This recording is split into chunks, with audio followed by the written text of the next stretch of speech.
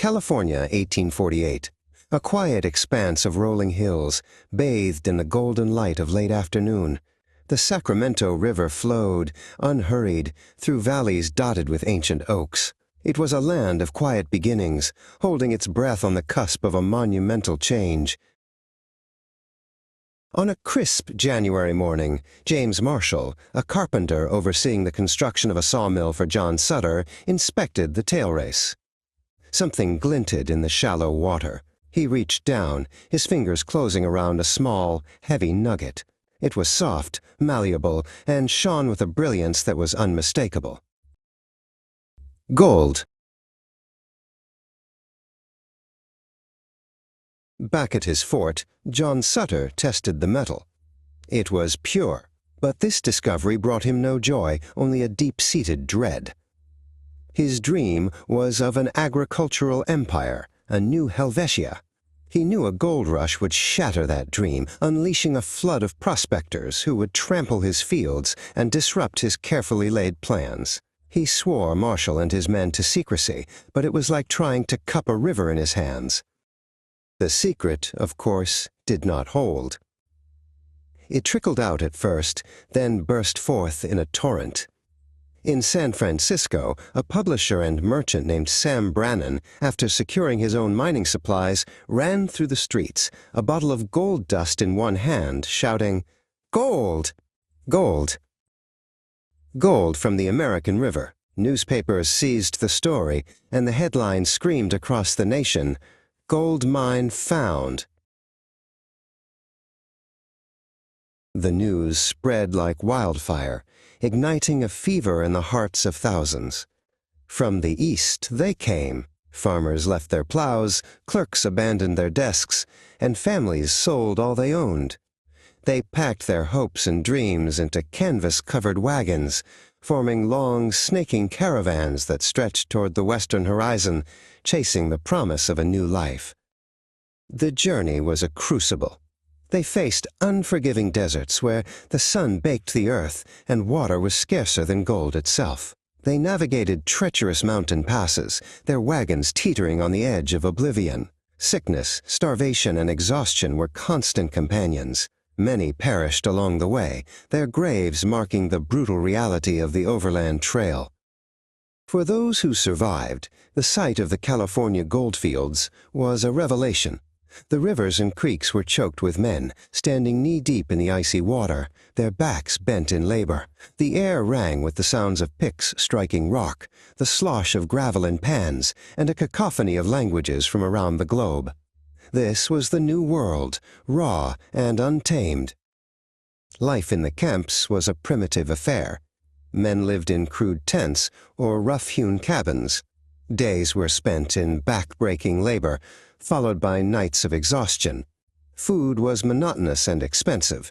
A single egg could cost $1.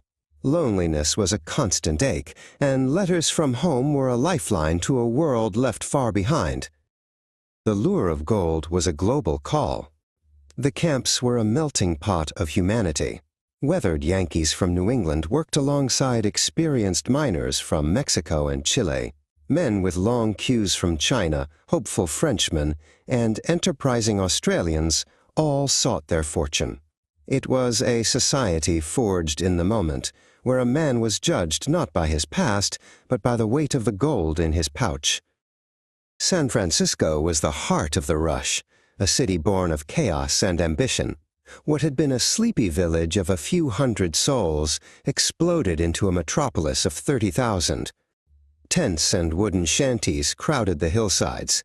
The harbor was a forest of masts from abandoned ships, their crews having deserted for the goldfields. It was a city of mud and dreams, where fortunes were made and lost overnight. At night, the city came alive with a feverish energy. The saloons and gambling halls were packed with miners eager to spend their newfound wealth. The air was thick with smoke, the scent of whiskey, and the sound of boisterous laughter and heated arguments. Fiddles played, fortunes were won and lost on the turn of a card, and for a few hours the hardships of the day were forgotten in a blur of revelry. The true fortunes were often made not by the miners, but by those who supplied them.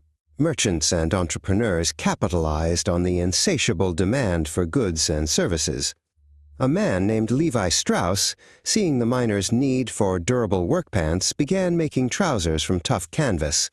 He and others like him understood that in a gold rush, the surest way to get rich is to sell picks and shovels. Where there was gold, there was greed, and where there was greed, there was violence. With no established law, disputes over claims were often settled with fists, knives, or pistols. Claim jumping was rampant, and a man had to be ready to defend his patch of dirt with his life. The promise of wealth brought out the best in some, and the absolute worst in others. By the mid-1850s, the easy gold, the surface gold that a lone miner could pan from a river, was gone. The era of the individual prospector gave way to industrial mining. Large companies brought in powerful hydraulic cannons, blasting away entire hillsides to get at the deeper deposits. The landscape was scarred, and the dream of striking it rich with a simple pan and a bit of luck began to fade. The gold rush transformed California.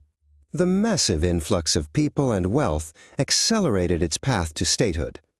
In 1850, California entered the Union as the 31st state.